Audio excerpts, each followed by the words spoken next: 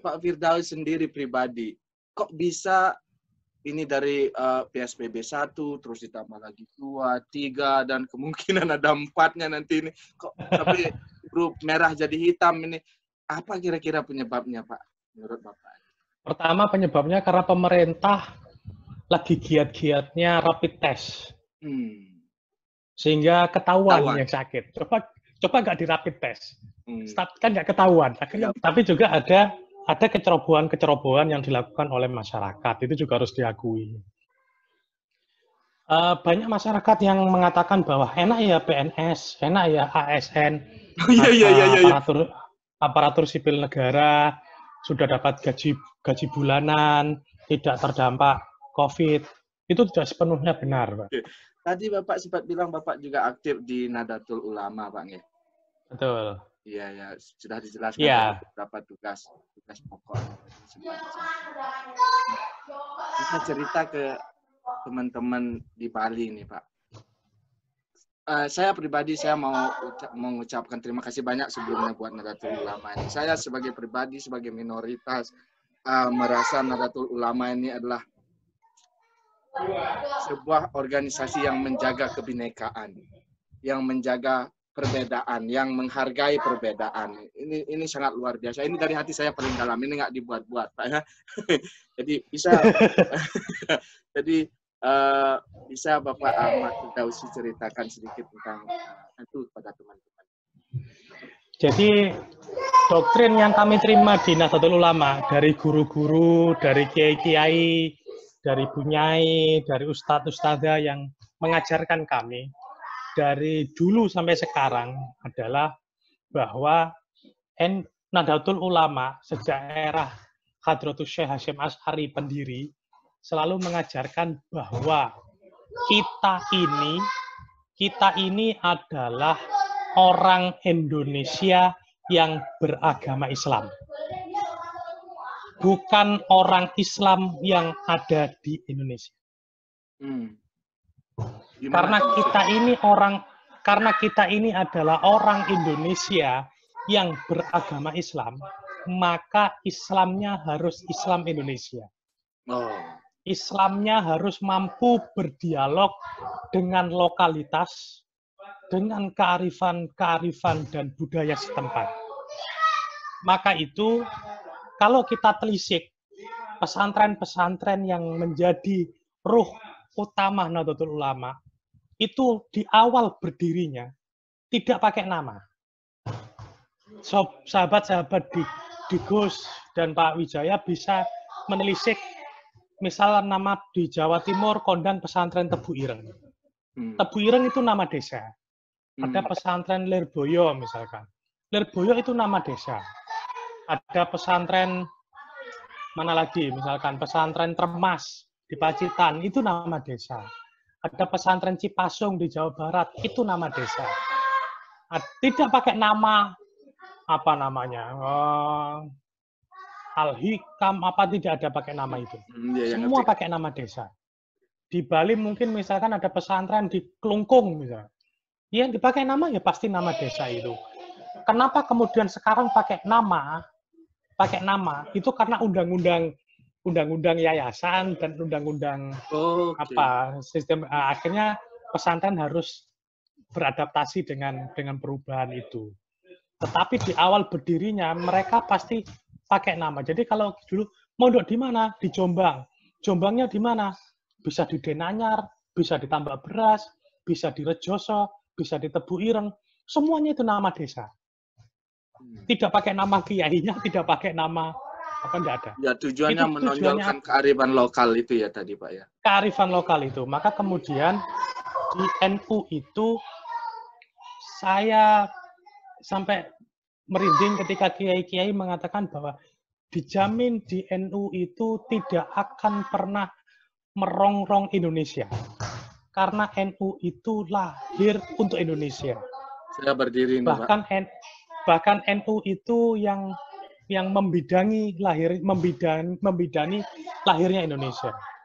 Sejarah mencatat misalkan bagaimana Hadratus Syekh Hasyim Asy'ari dan Kiai Haji Wahid Hasyim misalkan memperjuangkan penghapusan 7 kata di Piagam Jakarta itu untuk semata-mata untuk apa namanya, menjadi Indonesia ini biar menjadi payung besar atas heterogenitas yang ada di Indonesia.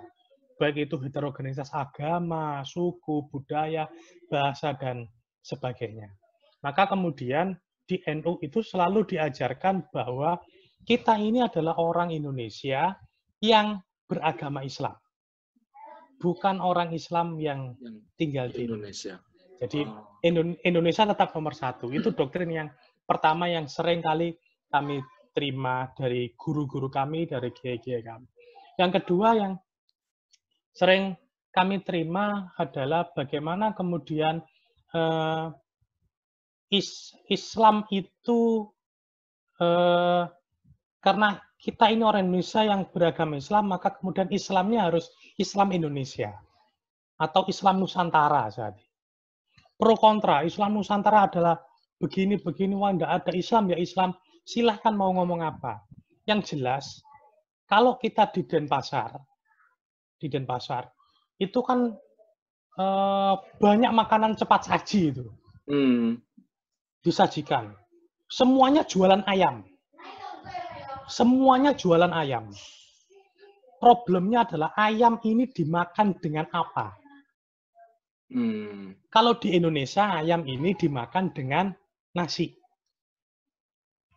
Nah, Pak Wijaya ketika ke Australia, bisa jadi ayam ini dimakannya dengan roti. Tidak dengan nasi. Ketika di negara Eropa misalkan, ayam ini dimakan dengan kentang. Di Arab Saudi misalkan, ayam ini akan dimakan dengan roti gandum. Nah, ini menggambarkan kepada kita bahwa ayam itu bisa dinikmati ketika berdampingan dengan makanan setempat. Islam pun demikian. Islamnya sama, tetapi Islam di Arab belum bisa atau belum tentu sangat cocok. Belum tentu konteksnya sama dengan Islam di Indonesia. Maka kemudian dialog antara Islam dengan kebudayaan, Islam dengan lokalitas itu penting. Bagaimana kemudian Islam ini, nilai-nilai keislaman ini bisa berdialog, bisa dipertemukan, ada titik temu dengan budaya dan kearifan-kearifan lokal. Misal,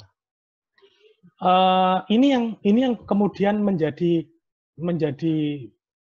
bukan sesuatu yang heran kenapa NU itu Islamnya Islam ramah, bukan Islam marah. NU itu Islamnya merangkul, bukan memukul. Ini yang menjadi menarik. Bagaimana kemudian ketika perayaan agama-agama lain selain Islam, bagaimana kemudian Banser, Ansor ikut mengamankan. Ini bukan kok kita meyakini, enggak. Karena keyakinan kami ini kemanusiaan itu di atas segalanya. Bagaimana kemudian Rianto misalkan, Banser di Mojokerto, ketika malam Natal ada bom itu diambil dan bom itu membunuh dirinya. Tetapi dia menyelamatkan ratusan jiwa umat Nasrani yang sedang kebaktian di gereja itu. Nah, ini kisah-kisah seperti ini yang harusnya lebih sering diangkat sehingga ini menjadi oase di tengah keringnya keberagamaan di era milenial ini. Misal kisah Sunan Kudus misalnya. Sunan Kudus ketika awal berdakwah di Kabupaten Kudus di Jawa Tengah. Dari sisi makanan saja, beliau ini sudah menunjukkan bagaimana Islam itu sangat toleran dengan agama yang lain. Di Kudus itu kita tidak akan menjumpai soto Kudus dari daging sapi. Tidak akan kita jumpai. Di Kudus itu kita akan menjumpai soto Kudus dari daging kerbau. Kenapa daging kerbau bukan daging sapi? Karena Sunan Kudus ingin mengatakan kepada umat Islam bahwa hormatilah umat Hindu sebagai agama pertama di Kudus. sebelum datangnya Islam, yang menghormati sapi sebagai hewan yang disucikan. Nah, ini dari sisi makanan saja itu sudah menghormati. Gitu. Iya. Simbol. Terus belum lagi kemudian Masjid Menara Kudus misalnya. Ustadz Wijaya bisa googling nanti Masjid Menara Kudus. Anda tidak akan menjumpai Masjid Menara Kudus itu seperti dengan kubah seperti masjid sekarang. Anda akan kaget loh, kok seperti candi ya? Kok seperti pura ya? Kok nggak ada bedanya dengan yang pura di Bali? Nah ini bentuk-bentuk akulturasi yang menurut saya ini dialog antara Islam dengan kebudayaan, dengan agama selain Islam, itu menarik diangkat. Di Lasem misalkan. Di Lasem kita juga menjumpai bagaimana ekspresi keberagamaan antara Islam dengan Tionghoa. Belum lagi kemudian di Bali misalkan, bagaimana pengurus wilayah Nahdlatul Ulama Provinsi Bali mengeluarkan surat edaran sebelum peringatan Idul Adha, Hari Raya Kurban. Di keyakinan umat kami Islam itu, kurban itu boleh pakai kambing, sapi, atau onta.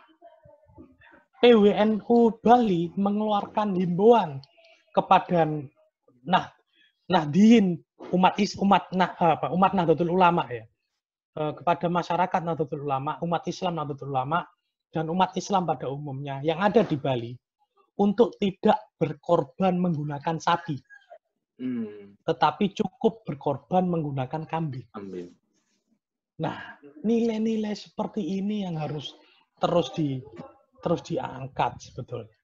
Bagaimana kemudian misalkan foto terbaik tahun berapa ya, tahun lalu atau 2 tahun yang lalu misalkan, bagaimana seorang biku di Bali mengambil air sumur, kemudian embernya dituangkan, dipakai wudhu oleh umat Islam. Nah ini yang saya ketika berkesempatan kursus bahasa Inggris kepada Pak Wijaya di Denpasar. Ketika di Pasar Sukawati misalkan, di Pasar Sukawati setiap mau buka toko, itu mereka pedagangnya itu kan pakai daun kecil yang kemudian ada kembang-kembang, kemudian ada apa namanya? Canang namanya. Canang sari. Yang kemudian canang sari. Nah, kemudian ada dupa yang bentuk lidi itu. Iya. Semuanya sebelum buka toko itu melakukan doa. Kemudian saya tanya, Pak, Bu, apa yang Anda baca ketika akan buka toko ini? Dalam doa itu apa yang Anda baca? Yang dibaca teman. Kami ini satu pasar ada sekian banyak pedagang, dagangannya sama. Maka yang kami minta kepada Tuhan adalah harmoni untuk semua. Wow. Ketika saya tanya pedagangnya tidak semuanya beragama Hindu, ada juga yang Muslim. Artinya apa? Bagaimana umat Hindu mendoakan pedagang semuanya ini supaya damai dalam berusaha. Karena dagangannya sama, pasarnya sama, dan dijual sama. Ini kalau nggak damai. Nah, artinya kearifan-kearifan ini menarik untuk sebetulnya dikampanyekan begitu ya. Sayangnya sekarang itu kan kecenderungannya biasa menyesatkan, biasa mengkafirkan, biasa entitas di luar dirinya adalah salah.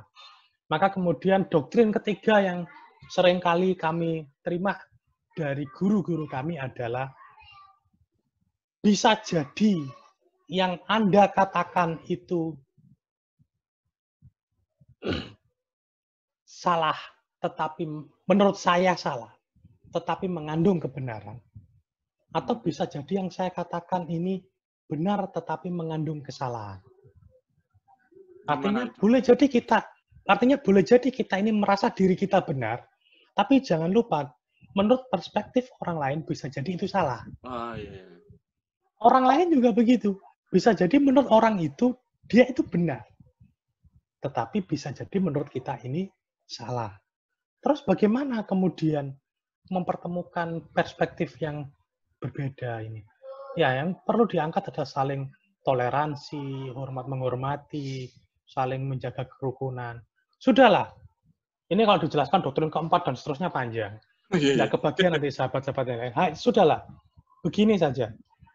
Cari dalam sejarah agama manapun. Cari dalam sejarah agama manapun yang disebarkan dengan cara kekerasan, dia tidak akan pernah bisa kekal. Itu aja. Bukan hanya Islam, bukan hanya Hindu, Buddha, Kristen, enggak. Semua. Agama manapun kok didakwahkan dengan cara kekerasan, dia tidak akan bisa bertahan. Di doktrin Hindu saya yakin juga nggak beda. Cuma saya aja yang jarang buka kitab suci, Pak. Saya bukanya Kamus Oxford terus. Kalau banyak yang nggak ngerti bahasa Inggrisnya, Oxfordnya lebih banyak dibuka. Oke. Wow, luar biasa sekali apa yang disampaikan Pak Ahmad kita hari ini. Ya. Jadilah orang Indonesia dengan keberagamannya. Itu intinya, Pak ya. Ya, Anda yang lagi-lagi sebagai minoritas, thank you so much, Pak. Ini sukses. Tidak ada minoritas, tidak ada mayoritas. Oh, oke. Jadi dikotomi antara mayoritas dan minoritas ini yang kadang bikin rumit. Kadang yang mayoritas merasa dirinya mayoritas, maka kemudian mengeliminir entitas yang minoritas. Yang minoritas kemudian merasa dirinya sedikit jumlahnya, tetapi kemudian merasa minder, misalnya.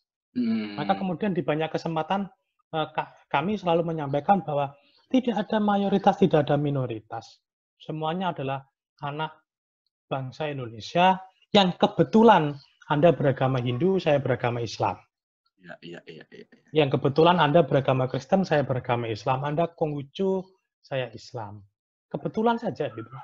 Maka kemudian kita semua ini adalah orang Indonesia yang kebetulan beragama Islam, kebetulan beragama Hindu, kebetulan beragama Kristen, Buddha, Konghucu, dan sebagainya. Maka kemudian jika keyakinannya seperti itu, maka Indonesia menjadi yang utama. Bukan Islam yang tinggal di Indonesia, akhirnya Islamnya yang didahulukan. Akhirnya Hindu, Kristen, Buddha sikat saja. Waduh, matur nuwun niki Bapak Ahmad Firdausi ini. Terima kasih banyak, matur sukses pencerahannya hari ini. Luar biasa sekali ini ya.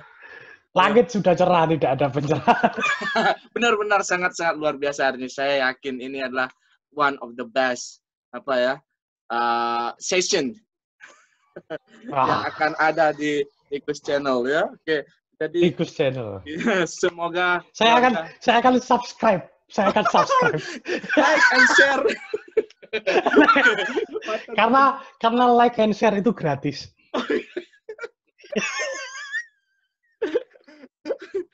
Kalau ketinggalan bisa di lockdown videonya, Pak ya.